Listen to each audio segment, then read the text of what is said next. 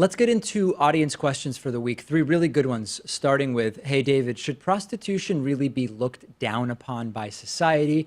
Isn't it just a job for which people exchange something of value for money, like everybody else who works? I think it's a little more complicated than that.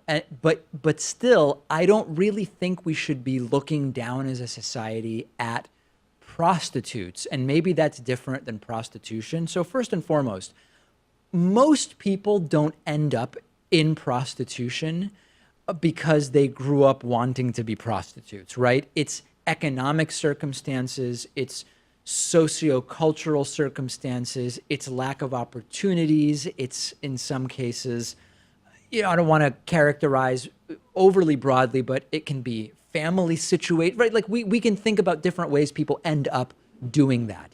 I don't think that it's something to look down upon any more than we would look down upon someone who has figured out a way to make ends meet for themselves. Then you get into the question of, okay, well, what if what that person is doing is legal versus illegal? And then we have to remember, well, crime is definitely a social construct. Society decides what we say is legal or illegal.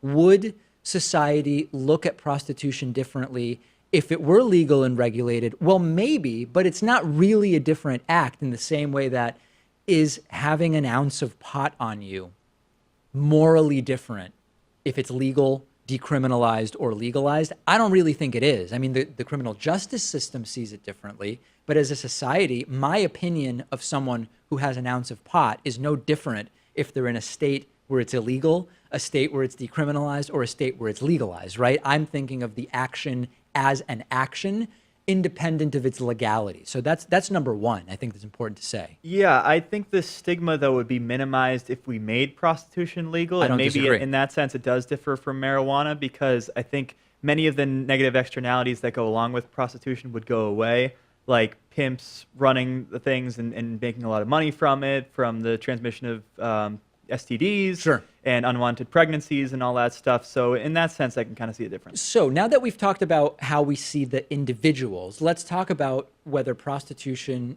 as an institution is something that should be looked down upon. Because what are we saying? When we say, listen, the questioner says, people are choosing to exchange something that has value in society for money. What's the difference between selling bottled water and selling sex? I think there is a difference, and it's hard for me to define exactly what it is. And I think an example that's relevant would be the sale of human organs, right? You could say, listen, if you want to sell a human organ, it's no different than selling tchotchkes or Barbie dolls or bottled water. It's all exactly the same. I don't know that it really is. I think when you're getting into organs or sex or some of these other areas, you are talking about something that is in some way materially different from simply saying, I grill corn on the cob and sell it from a little push cart at the local fairs. There is something different there.